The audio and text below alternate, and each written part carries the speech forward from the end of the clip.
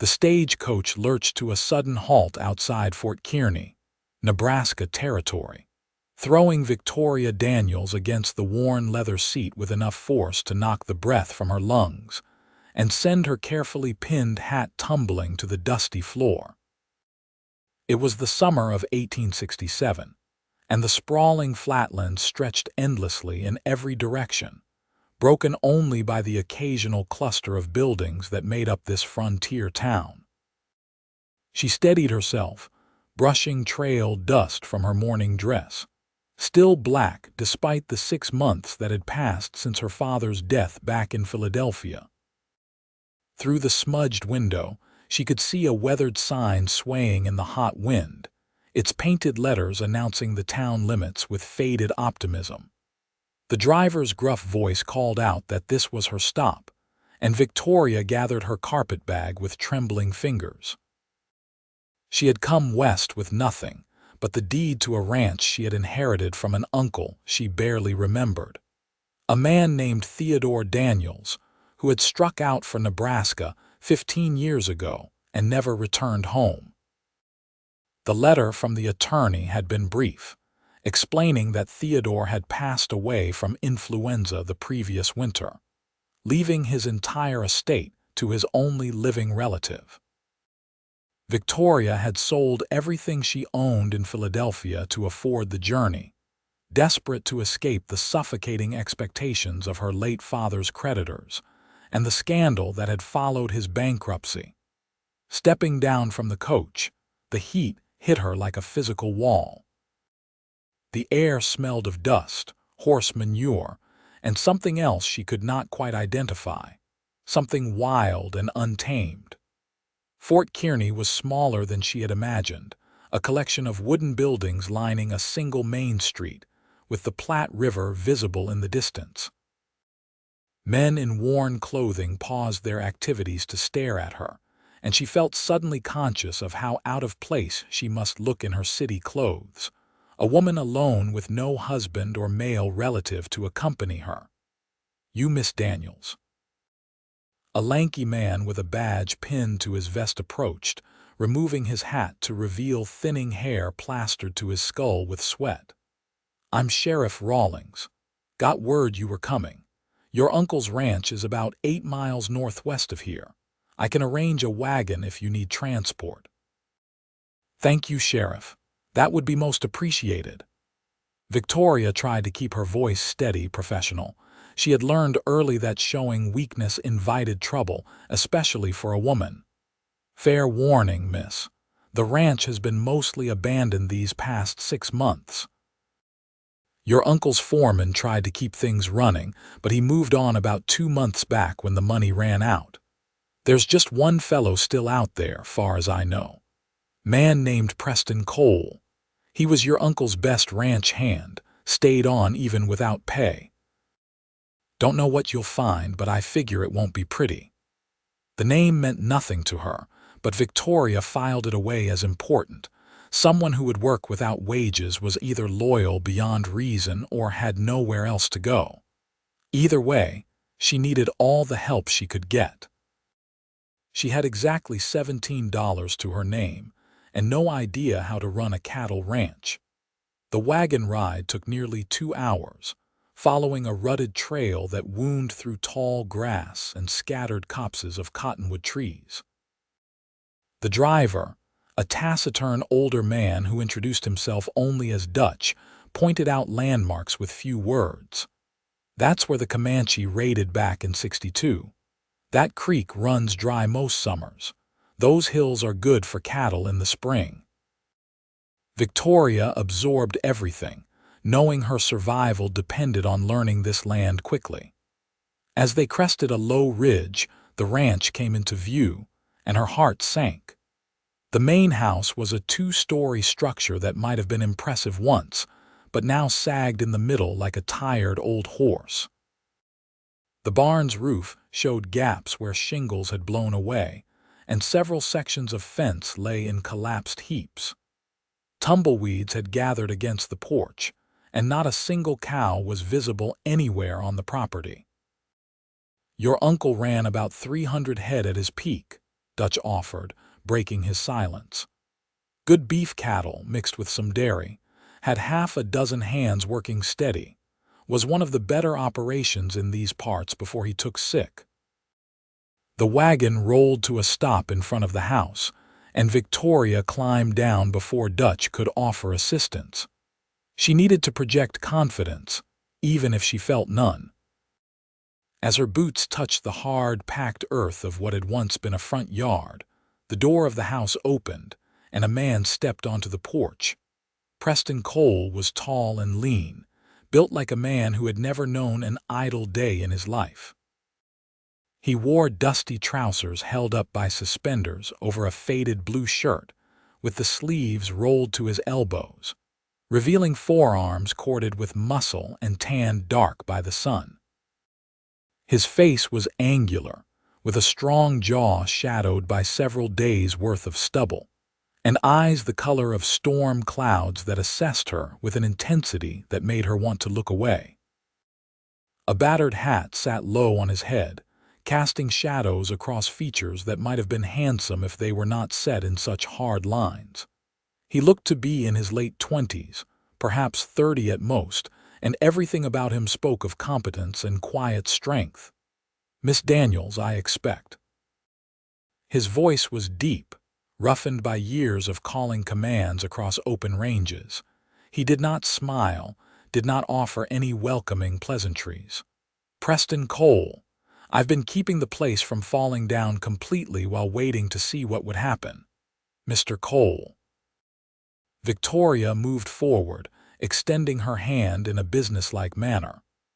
"I appreciate your dedication to my uncle's property.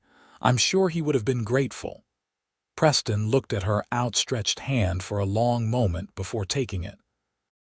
His palm was calloused and warm, engulfing her smaller hand completely. The handshake was brief, professional, but she felt an unexpected jolt of awareness at the contact that left her momentarily flustered. Your uncle was a good man. Fair and honest in a territory where those qualities are rare enough. Preston released her hand and stepped back. "But I need to be straight with you, Miss Daniels. This ranch is in bad shape. We've got maybe 40 head of cattle left, scattered across the range. No horses except the one I ride. The well needs repair. Half the fence is down, and the house has been empty long enough for critters to move in. It'll take significant money and months of hard work to get this place operational again, and that's assuming cattle prices stay decent and we don't lose stock to rustlers or weather." Victoria listened to this recitation of disasters with a sinking feeling but kept her chin up. "I have $17, Mr. Cole, and no prospects of getting more unless this ranch succeeds. I also have no experience with cattle, horses, or anything else relating to ranch work. But I do have a deed that says this land is mine, and I have nowhere else to go. So I would appreciate your honest assessment of whether there's any hope at all, or if I should turn around and try to sell this property for whatever I can get." Something shifted in Preston's expression, a softening around his eyes that might have been respect. Most city women would have started crying by now or demanded I fix everything immediately. "I'm not most city women, Mr. Cole. My father lost his dry goods business to poor investments and died leaving me with nothing but debts. I've learned that tears don't solve problems, only action does." She looked around at the neglected ranch, seeing past the decay to the potential underneath. "Tell me the truth. Can this place be saved?" Preston was quiet for a long moment, his gaze moving from the house to the barn to the distant hills. "Maybe. The land is good, and your uncle had water rights that are valuable. Cattle prices are climbing as more people settle in the eastern cities. If we can gather the remaining stock, get them through the winter, and rebuild the herd, there's a chance. But it would mean you doing work you've never done before, living in conditions you're not used to, and possibly failing anyway. Then we had better get started, because failure is not something I can afford." Victoria turned to Dutch, who had been listening with interest. "Thank you for the ride.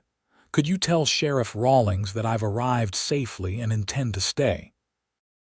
After Dutch departed with a tip of his hat and a knowing smile, Victoria faced Preston again. "I need to know if you're willing to stay on, Mr. Cole. I cannot pay you immediately, but once the ranch starts producing income, you would receive fair wages plus a percentage of the profits for your loyalty during these difficult months." "Why did you stay?" She asked the question that had been nagging at her. "You could have found work elsewhere with actual pay." Preston looked out across the land, his jaw working as he considered his answer. "Your uncle gave me a job when nobody else would. I had some trouble a few years back, nothing I'm proud of, and most ranchers wouldn't hire me because of it. Theodore Daniels looked past my history and judged me on my work.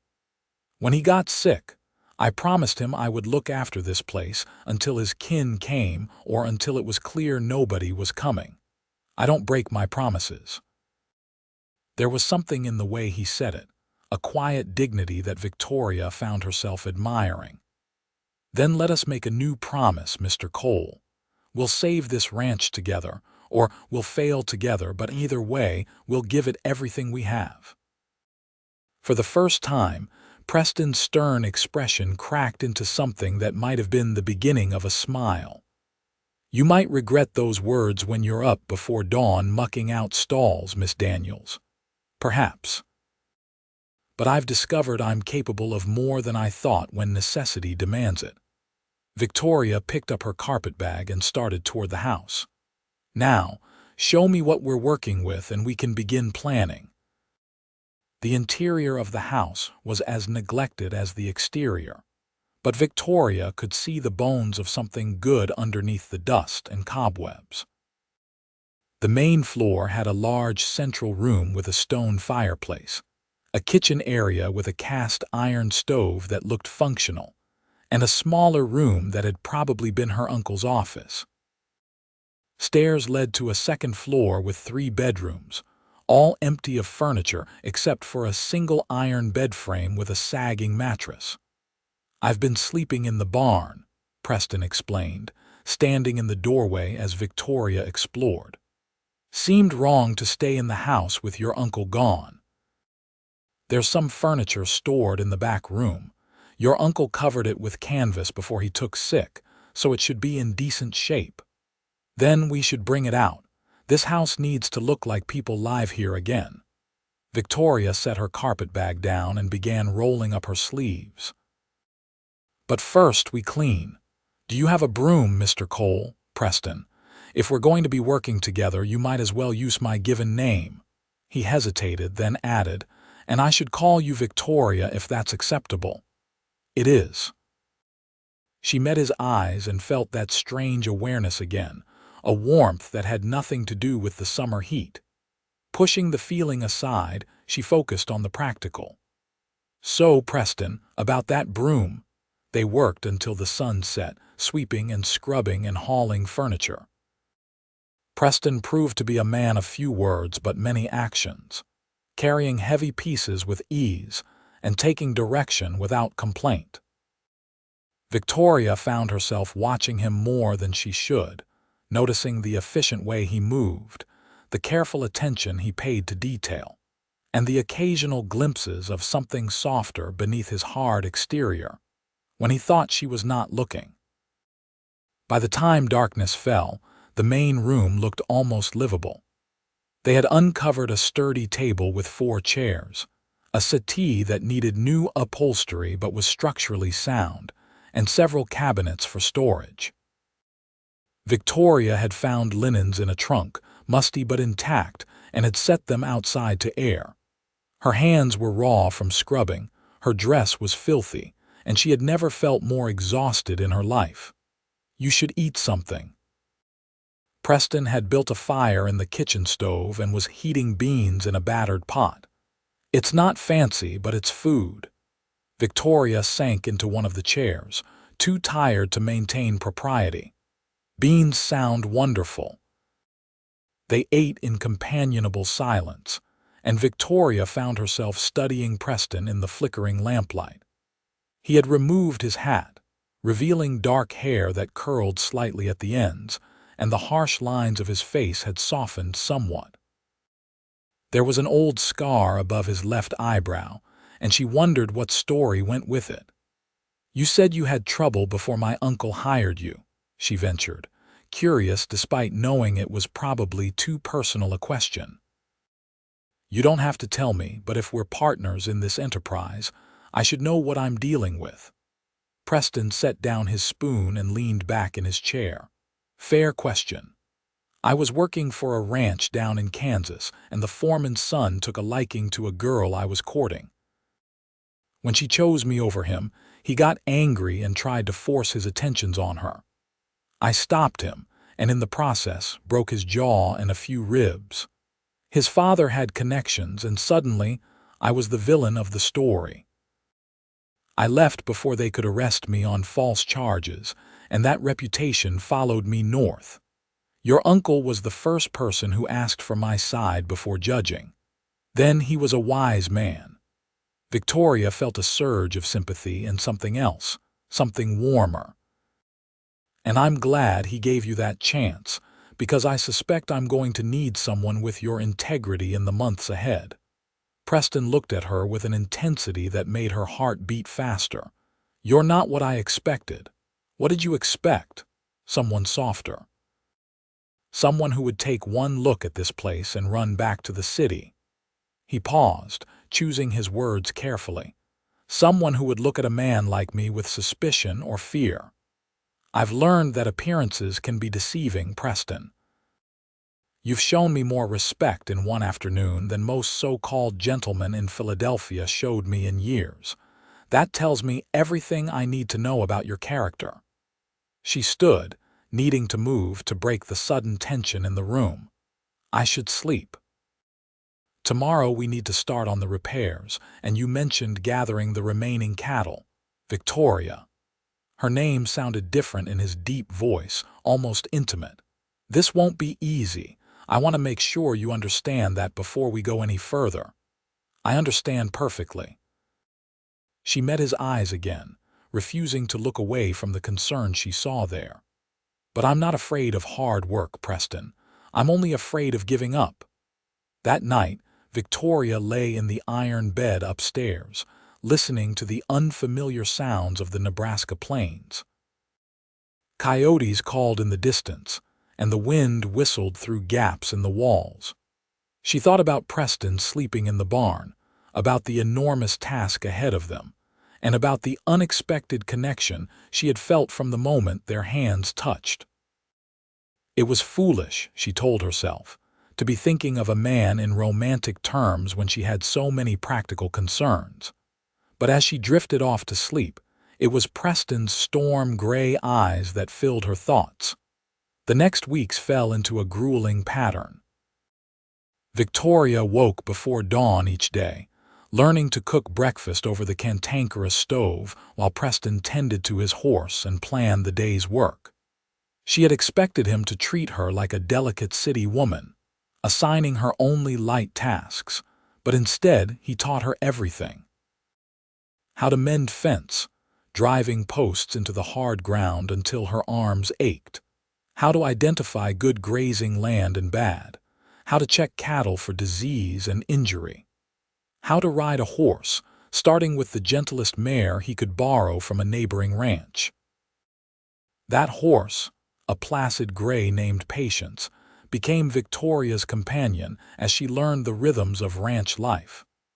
Preston was a patient teacher, never mocking her mistakes but always correcting them. When she fell off Patience the first time, landing hard on her backside, he had simply offered his hand and said, "Everyone falls. What matters is getting back on." They worked side by side from sunrise to sunset, and slowly, almost imperceptibly, the ranch began to look less like a ruin and more like a working property. Preston repaired the barn roof while Victoria painted the house trim. They fixed the well together, Preston down in the hole doing the heavy work while Victoria managed the rope and pulley. They gathered the scattered cattle, 43 head in total, and drove them to better pasture closer to the ranch buildings. Through it all, Victoria felt herself changing. Her soft city hands became calloused and strong. Her pale skin tanned, despite her attempts to stay covered. She stopped wearing her fancy dresses, instead modifying them into more practical working clothes, and eventually made the shocking decision to purchase men's trousers from the general store in Fort Kearny, wearing them under a long shirt when she needed freedom of movement. Preston never commented on these changes, but she caught him watching her sometimes with an expression she could not quite read. For her part, she found herself increasingly aware of him in ways that had nothing to do with work. The way he moved with unconscious grace. The rare smiles that transformed his stern face. The sound of his voice when he spoke gently to the animals. The strength in his arms when he lifted heavy objects that she could barely budge. One particularly hot afternoon in August, they were working together to repair a section of fence when Victoria's hammer slipped and struck her thumb instead of the nail. She cried out in pain, and Preston was beside her in an instant, taking her hand in his to examine the injury. "It's not too bad," he said, his voice gentle, "but we should get some cold water on it." He led her to the well, still holding her hand, and pumped water over her aching thumb. The water was cool and soothing, but Victoria barely noticed it. She was too conscious of Preston's proximity, the way he cradled her hand so carefully, the concern in his eyes when he looked up at her. "Better?" he asked. "Yes." Her voice came out breathless. "Thank you." He should have released her hand then, should have stepped back, but he did not. Instead, they stood there frozen, hands clasped, while something unspoken passed between them. Victoria felt her heart racing, saw Preston's chest rising and falling more quickly than usual, and knew he felt it too, this pull between them that had been growing stronger every day. "Victoria." He said her name like a question, like a prayer. "Preston." He released her hand abruptly and stepped back, his expression closing off. "We should get back to work. Those fences won't fix themselves." Victoria felt the loss of his touch like a physical ache but nodded. "Of course." They worked in awkward silence for the rest of the afternoon, and that night Preston made an excuse to ride out and check on the cattle rather than eat dinner with her. Victoria sat alone at the table, her thumb throbbing, her heart confused, and wondered what was happening between them. The pattern repeated over the following days. Moments of connection, growing closer, then Preston pulling away as if frightened by their intimacy. Victoria wanted to confront him, to ask what he was thinking, but she held back.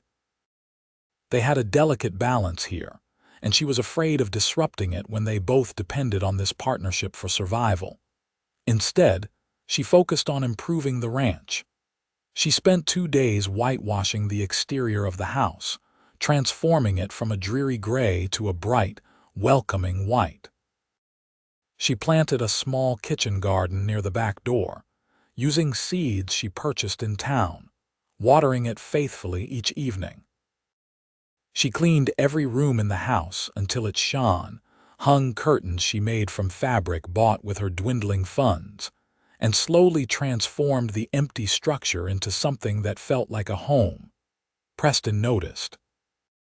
She could see it in the way his eyes softened when he looked at the house, in the small smile that played at his lips when he saw fresh flowers on the table that she had picked from the prairie. "It looks good," he said one evening, standing in the doorway after a long day working with the cattle. "Your uncle would be pleased." "Would he?" Victoria set down the pan she had been washing. "I never really knew him. What was he like?" Preston removed his hat and ran a hand through his hair, a gesture she had learned meant he was thinking carefully. "He was tough but fair. Loved this land more than anything. He used to say that a ranch was like a living thing, that it needed care and attention just like a person. Said it would give back what you put into it if you were patient. He never married. No. He told me once that he had loved a woman back east, but she would not come west with him. He chose the land over her, and I think he regretted it sometimes. Preston's eyes met hers. He said a ranch needed a woman's touch to truly thrive, that he had built a shell but never made it a home. The words hung in the air between them, laden with meaning. Victoria felt her breath catch. "And what do you think, Preston? Does this feel more like a home now?" He moved closer, just a step, but it felt significant. "Yes, you've done something here that I could not have done alone. You've made it come alive again. We've done it together." She moved closer too, drawn by something she could not resist. "I could not have accomplished any of this without you.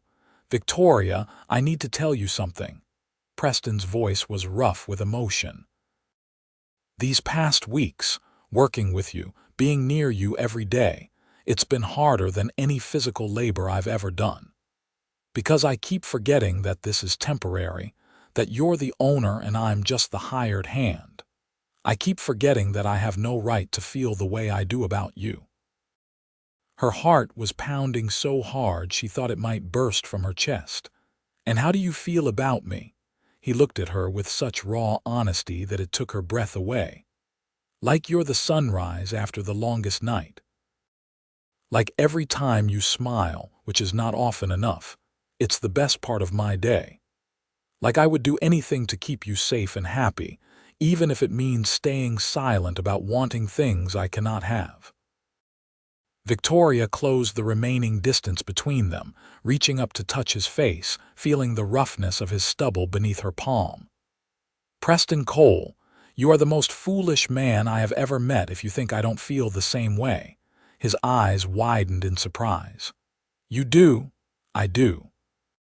She smiled, genuine and unguarded. "I have been waiting for weeks for you to say something, to give me any indication that you felt more than professional obligation. I was beginning to think I had imagined this connection between us." Preston covered her hand with his, pressing her palm more firmly against his cheek. "I was trying to be honorable. You're a lady, educated and refined, and I'm just a cowboy with a questionable past. You deserve better than what I can offer. What you can offer is everything I want." Victoria felt tears prickling at her eyes but refused to let them fall. "You offer honesty, integrity, and a partnership where I'm treated as an equal rather than a decoration. You offer a future we can build together, working side by side. That's worth more than all the refined gentlemen in Philadelphia put together." Preston pulled her against him, wrapping his arms around her in an embrace that felt like coming home. Victoria rested her head against his chest, hearing the steady thunder of his heartbeat, and felt something settle deep inside her soul. This was right.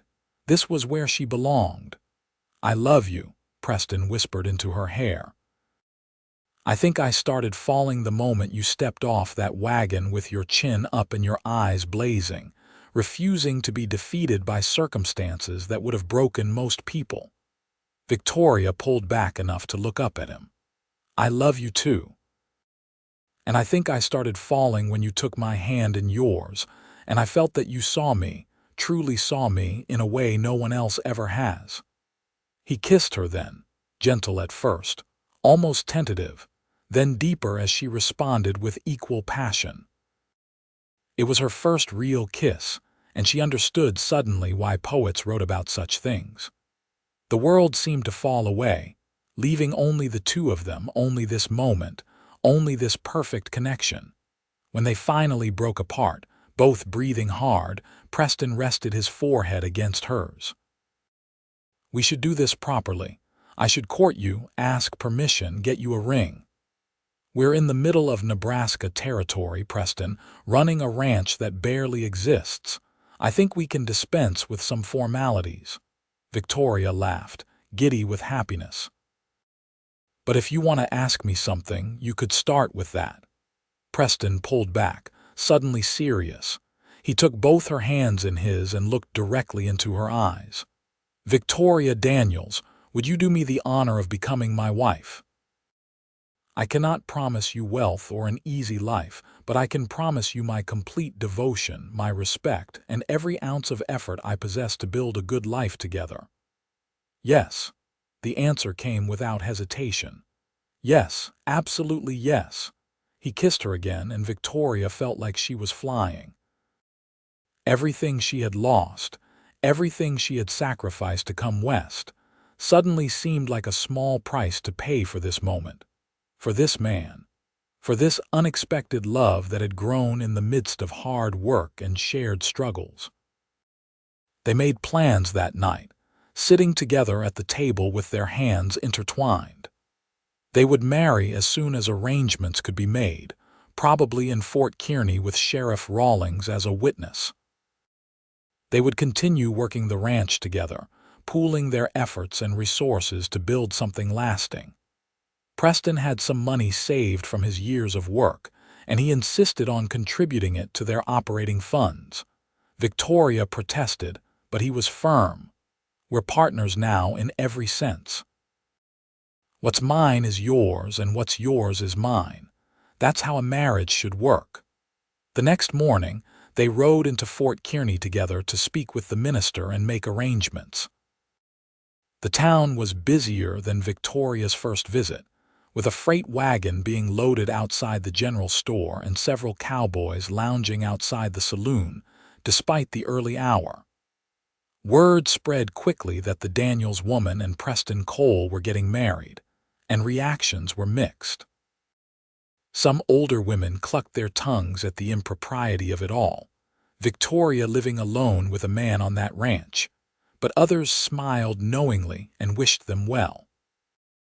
The minister, a stern-faced man named Reverend Hutchins, interviewed them both separately to ensure the marriage was proper and consensual. He seemed skeptical of their quick engagement, but softened when he saw the genuine affection between them. "These are harsh times and hard lands," he said finally. "If you two have found love and partnership in the midst of struggle, then I would be honored to join you in matrimony. Shall we say Saturday next?" They agreed, and spent the rest of the week in a flurry of preparations. Victoria took her best dress, the dark blue one she had been saving, and modified it to be more festive, adding lace she purchased from the general store. Preston bought new clothes, the first new garments he had owned in years, and got his hair cut by the barber. They worked on the ranch during the day but spent their evenings talking, learning everything about each other. Victoria told him about her childhood in Philadelphia, about her mother who had died when she was young, about her father's business and its collapse. She told him about the shame of poverty, the way former friends had turned away, the crushing responsibility of debts she could never repay. Preston told her about growing up on a hardscrabble farm in Missouri, about losing his parents to cholera when he was 15, about working his way west through a series of ranch jobs. He told her more about the incident in Kansas, the pain of being falsely accused, the loneliness of being an outcast. He also told her about smaller things, the beauty he found in the land, his love of horses, his dream of building something permanent. They talked about their future, about the children they hoped to have someday, about expanding the ranch and building it into something prosperous. Preston wanted to try breeding better cattle, mixing their range stock with more refined breeds. Victoria wanted to add chickens and pigs, maybe a milk cow, creating a more diverse operation. They dreamed together, planning and hoping, and with each conversation, Victoria fell more deeply in love. Saturday arrived with perfect weather, clear skies and moderate temperatures. Victoria dressed in her blue dress with trembling hands, pinning her hair in a style that was simpler than what she had worn in Philadelphia, but suited her new life better. She had no flowers, no attendants, no elaborate wedding preparations, but she felt more beautiful and more certain than she had ever imagined feeling on her wedding day. Preston waited for her at the small church, dressed in his new suit with his hair slicked back and his face freshly shaved. When she walked through the door and saw him, the expression on his face made her feel like the most precious thing in the world. His eyes went wide, then soft, then blazed with such love and devotion that she had to blink back tears. The ceremony was simple, attended only by Sheriff Rawlings and his wife, the minister's wife and Dutch, who had brought them to town in his wagon. Reverend Hutchins read the traditional vows, and Victoria and Preston repeated them with voices that shook with emotion. When Preston slipped a simple gold band on her finger, a ring he had purchased with money he could barely afford to spend, Victoria felt the significance of the moment settle over her like a blessing. "I now pronounce you husband and wife. Mr. Cole, you may kiss your bride." Preston cupped her face in his hands and kissed her tenderly, sweetly, in a way that promised years of love ahead. The small congregation applauded, and Victoria felt happiness bubble up inside her like a spring. They celebrated with a modest dinner at the town's only restaurant, paid for by Sheriff Rawlings as a wedding gift. The food was simple but delicious, and Victoria barely tasted it, too aware of Preston sitting beside her, of the way he kept glancing at her like he could not quite believe she was real, of the warmth of his hand when he reached over to take hers. As the sun began to set, they rode back to the ranch together, both on Preston's horse with Victoria seated in front of him, his arms around her to hold the reins. She leaned back against his chest, feeling safe and loved, watching the prairie turn gold in the fading light. "Welcome home, Mrs. Cole," Preston said as the ranch came into view, white and welcoming against the darkening sky. "Mrs. Cole," Victoria repeated, testing the name. "I like the sound of that." That night was their wedding night, and Victoria went to it with both nervousness and anticipation. Preston was gentle and patient, taking his time, making sure she felt cherished and safe. In the darkness of their bedroom, with moonlight streaming through the window, they consummated their marriage and became truly one. Victoria had been told by other women that marital relations were something to be endured, but she found joy and connection in their intimate moments, a physical expression of the emotional bond they shared. Afterward, lying in Preston's arms with her head on his shoulder, Victoria felt complete in a way she never had before. This was where she belonged. This man, this place, this life was her destiny. "Are you happy?" Preston asked, his voice rumbling through his chest beneath her ear. "Happier than I ever imagined possible." She tilted her head to kiss his jaw. "Are you so happy it scares me sometimes?" His arms tightened around her.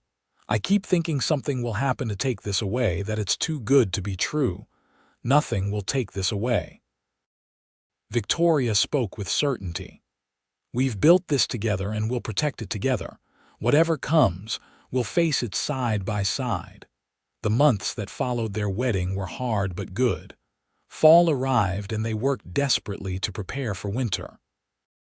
Preston taught Victoria how to preserve meat, how to store vegetables, how to calculate how much feed they would need for the livestock. They purchased 2 pigs and a dozen chickens, adding to their ranch's productivity.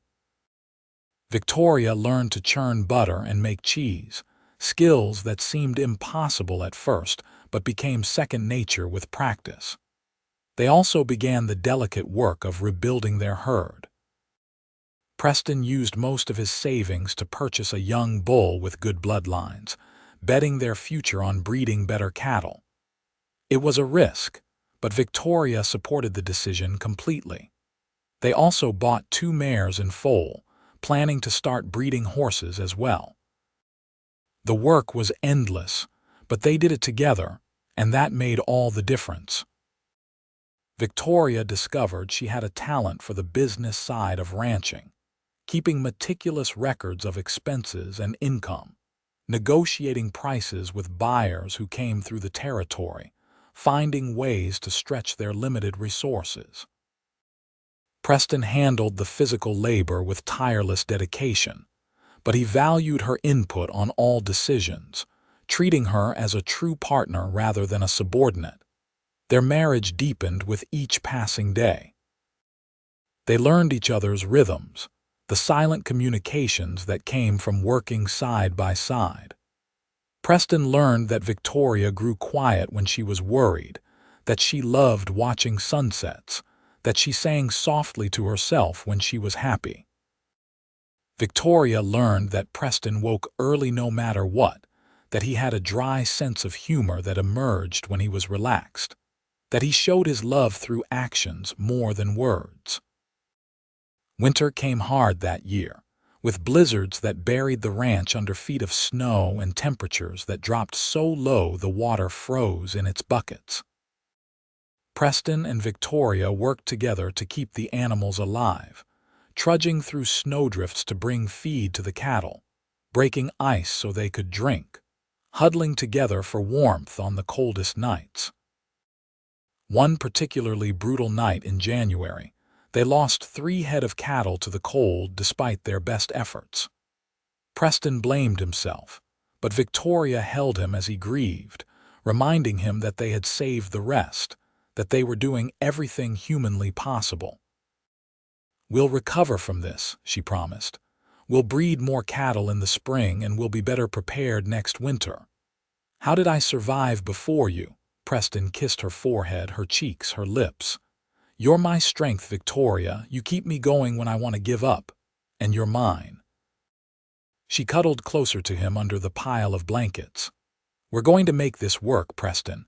I feel it in my bones."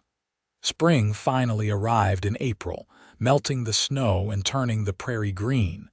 The mares both foaled successfully, giving them 2 strong colts.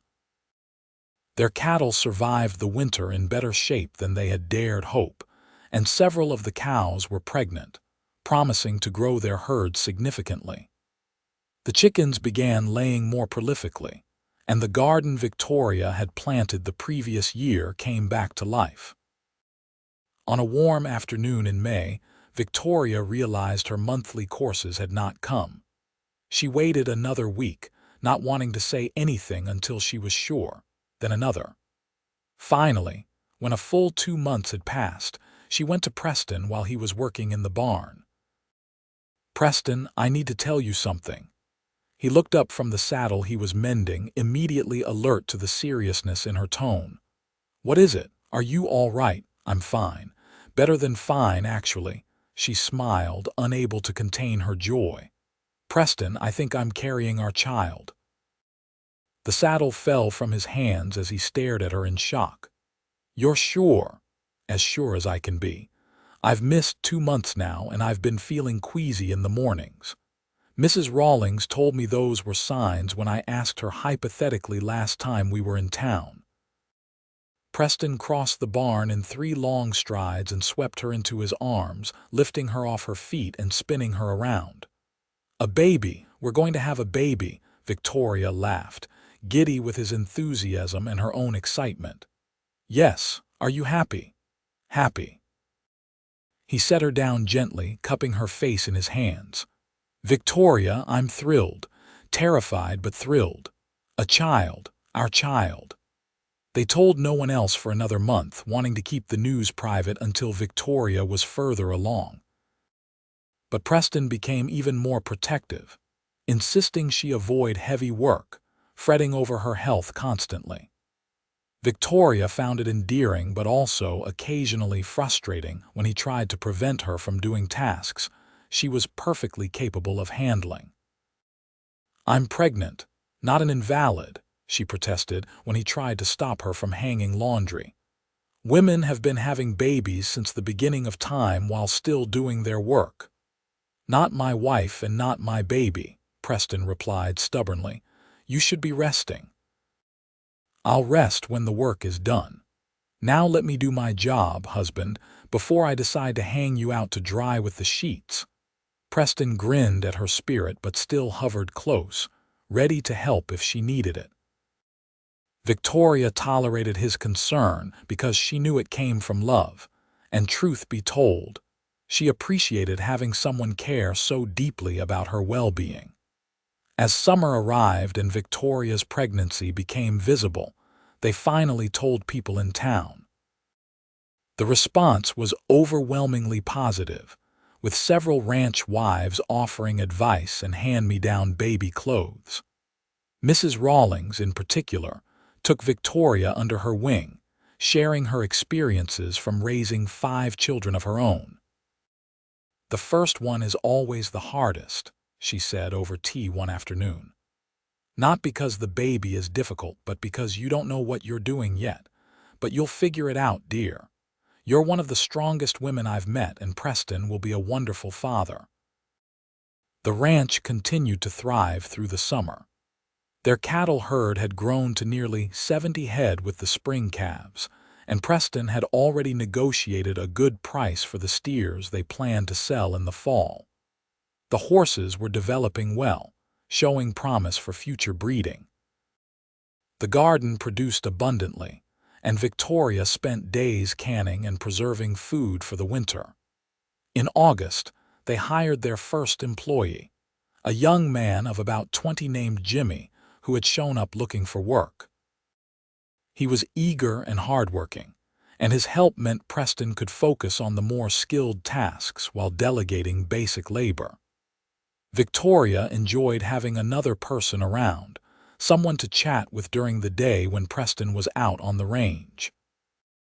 As Victoria's pregnancy progressed into its final months, she found herself unable to do as much physical work, much to her frustration. Preston insisted she spend more time resting, and while she chafed at the limitation, she knew he was right. She focused on tasks she could do sitting down, mending clothes, updating their financial records, and planning for the baby's arrival. They converted the smallest bedroom into a nursery, and Preston spent his evenings building a cradle from wood he had carefully selected and dried. Victoria sewed tiny clothes and blankets, her heart swelling with love for the child she had not yet met.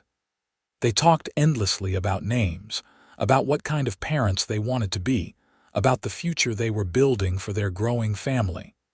In early October, Victoria went into labor. It started as a dull ache in her back in the morning and progressed through the day until the contractions were unmistakable.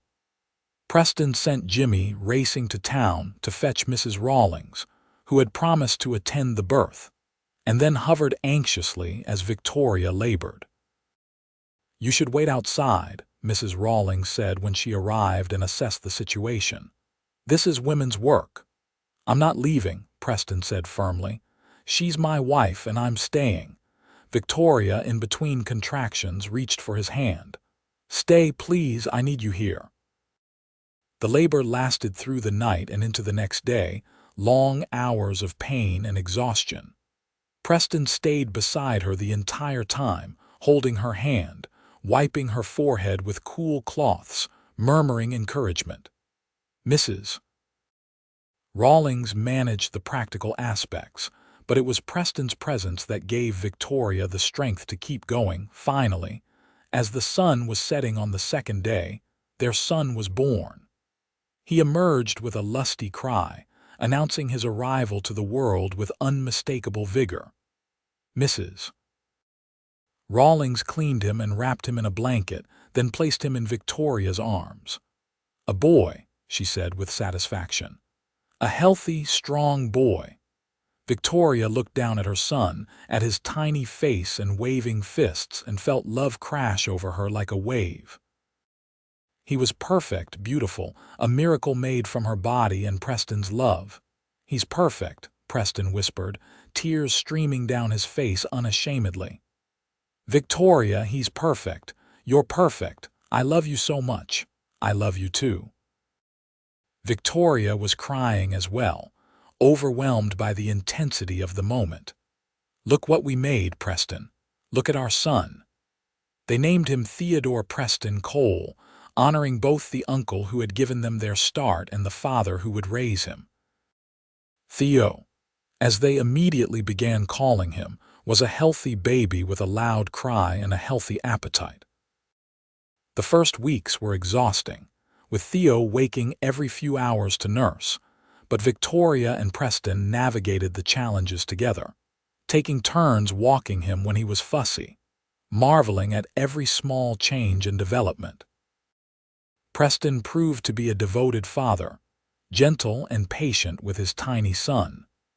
Victoria often found him in the nursery at odd hours, just watching Theo sleep, a look of wonder on his face.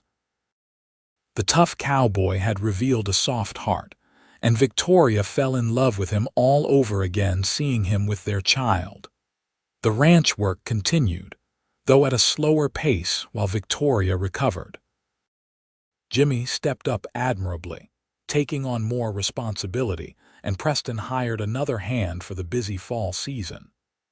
They sold their steers at a good price, finally bringing in substantial income for the first time since Victoria had arrived. With the profits, they paid off the last of the debts associated with the ranch, bought supplies for winter, and still had money left to save. It felt like a turning point, like they had finally moved from survival to stability. Winter came again, but this time they were prepared. The cattle had shelter, they had plenty of feed stored, and the house was tight and warm. Victoria spent the cold months caring for Theo, watching him grow and change, teaching him to smile and babble. Preston split his time between ranch work and family, clearly besotted with both his wife and son. "I never thought I could be this happy," he told Victoria one night as they sat together by the fire, Theo asleep in his cradle nearby. "Everything I have, everything I am, is because you walked into my life. We built this together," Victoria reminded him. "I couldn't have done any of it without you, partners," Preston kissed her softly. "In everything."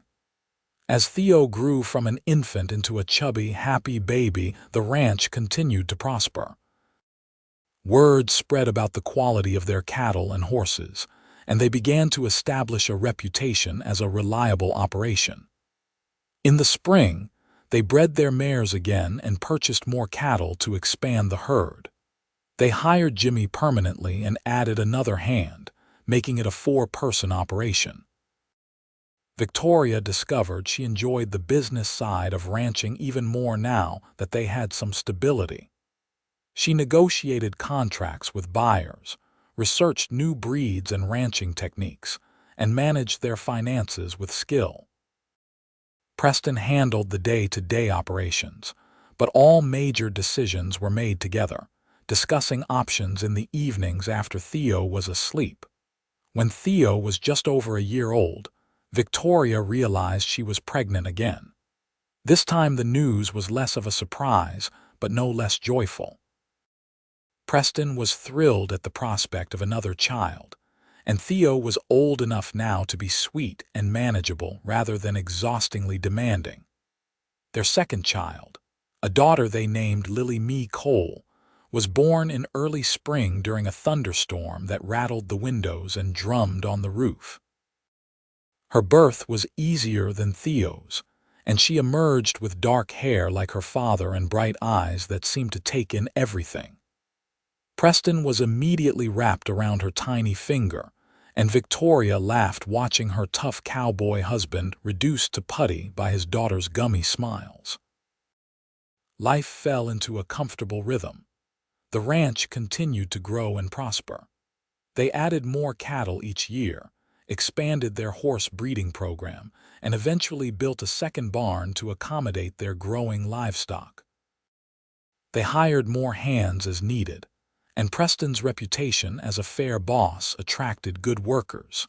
Theo grew into a bright, energetic boy who followed his father everywhere, already declaring he would be a rancher when he grew up. Lily was gentler, more thoughtful, but just as determined in her own way. Victoria taught them both to read using books she ordered from back east, determined that her children would have education as well as practical skills. The house expanded too. Preston built an addition with 2 more bedrooms and a proper dining room, giving them space to accommodate their growing family. Victoria furnished it carefully, mixing practicality with beauty, creating a home that was comfortable and welcoming. 5 years after Victoria had first arrived in Fort Kearny, the ranch was unrecognizable from the failing property she had inherited. They ran over 400 head of cattle, had established a successful horse breeding program, and employed 6 full-time hands plus seasonal workers. The house was beautiful, the outbuildings were well maintained, and they had money in the bank for the first time in their lives. But more than the physical success, Victoria treasured the life they had built.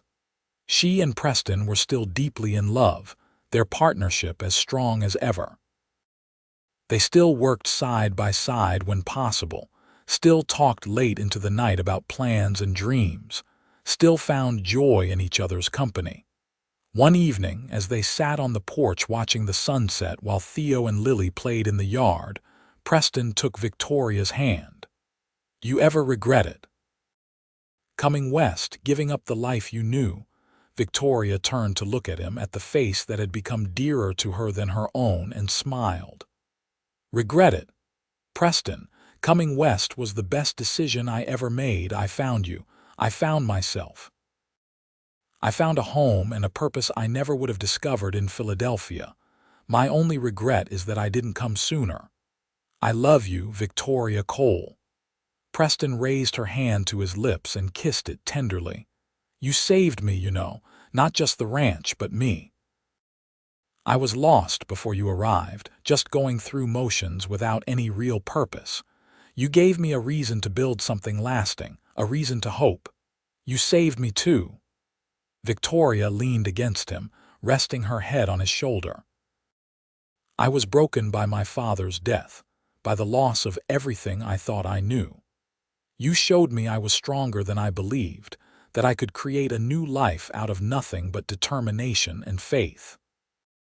They sat in comfortable silence as the sun sank lower, painting the sky in brilliant oranges and purples. The ranch spread out before them, a testament to years of hard work and shared dreams. Cattle grazed peacefully in the near pasture, horses ran in the far paddock, and smoke curled from the bunkhouse where their hands were settling in for the evening. Theo ran up to the porch, his face flushed with excitement. "Papa, Mama, come see what Lily found." They followed their son to where Lily was crouched near the garden, examining something intently. As they approached, she looked up with delight. "Look, baby rabbits." Sure enough, a small nest of young rabbits huddled together, barely old enough to have their eyes open. Victoria and Preston knelt beside their children, explaining about rabbit mothers and how important it was not to disturb the nest too much.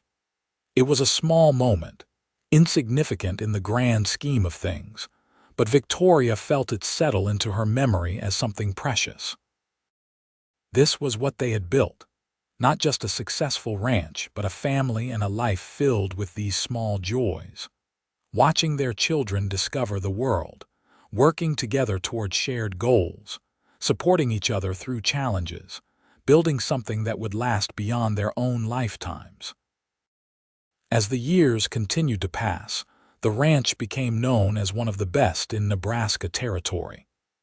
They weathered droughts and harsh winters, market downturns and disease outbreaks, but they weathered them together, and each challenge overcome made them stronger. Victoria became known as a savvy businesswoman, consulted by other ranchers for her advice. Preston's expertise with cattle and horses was sought after throughout the territory. Their family grew as well. 2 more children arrived over the years, another son named William and a daughter named Sarah, rounding out their family at 4 children. The house rang with laughter and noise, chaos and joy. Victoria sometimes felt exhausted trying to manage everything, but she wouldn't have traded it for anything.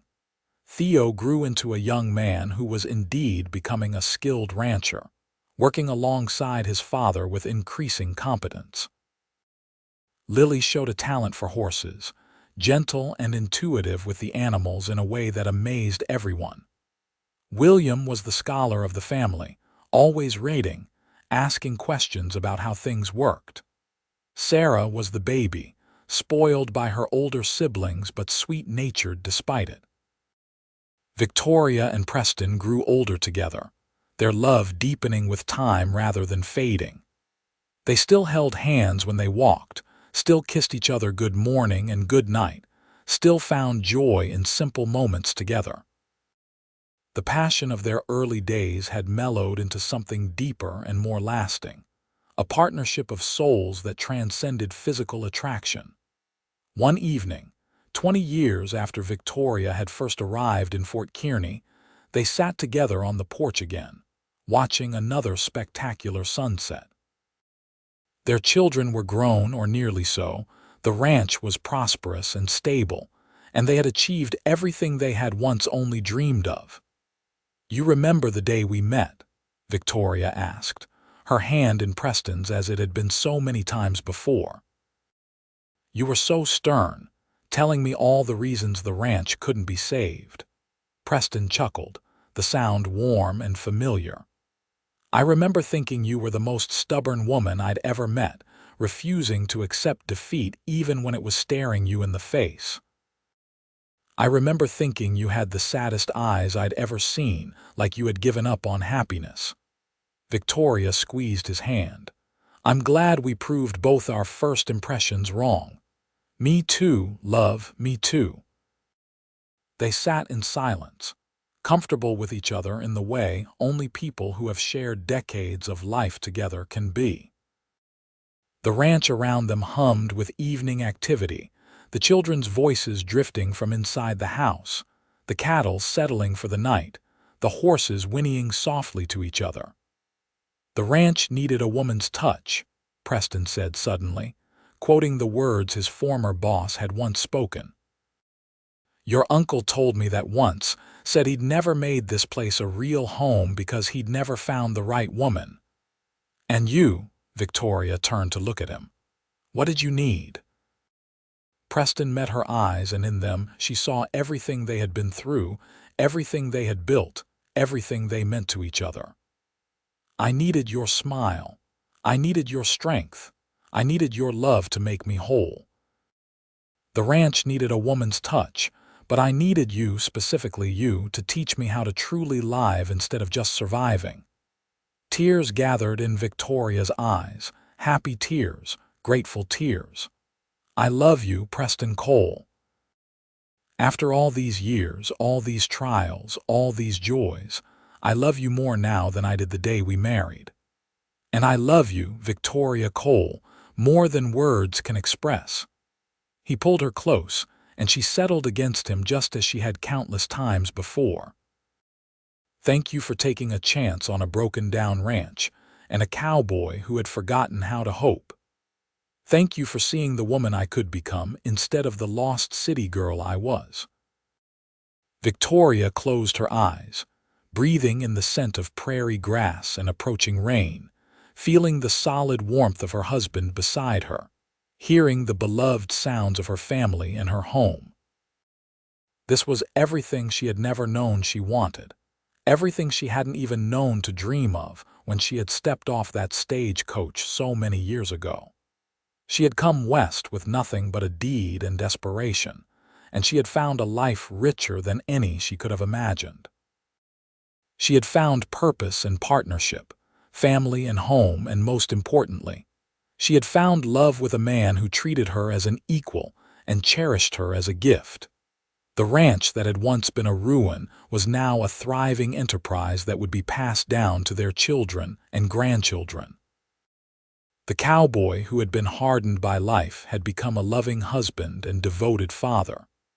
And the city woman who had known nothing of ranching had become the heart of a successful operation and the center of a beautiful family.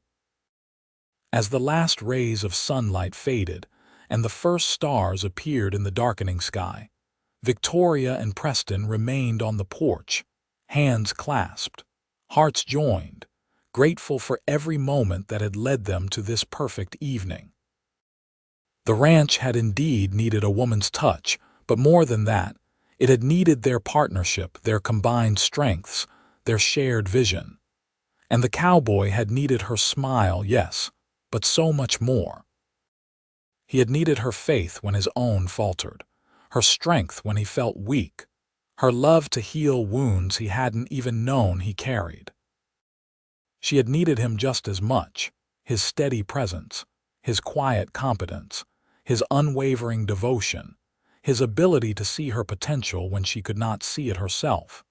Together they had taken broken pieces, a failing ranch and 2 damaged hearts, and had created something beautiful and lasting. They had built not just a successful business, but a home filled with love, a family blessed with happiness, and a legacy that would endure for generations. The wind picked up, carrying the promise of rain, and Victoria shivered slightly. Preston immediately wrapped his arm around her shoulders, pulling her closer, always attuned to her needs even after all these years. "Should we go inside?" he asked. Victoria shook her head, not ready to leave this perfect moment. "Not just yet. I want to stay here a little longer, right here with you." "Always with you," Preston promised. "For all the days I have left, I'll be right here with you." And as the rain began to fall, soft and gentle, they remained on the porch of the ranch they had saved together, the home they had built with their own hands and hearts, proving that sometimes the most unexpected journeys lead to the most extraordinary destinations, and sometimes the most beautiful love stories grow from the hardest soil.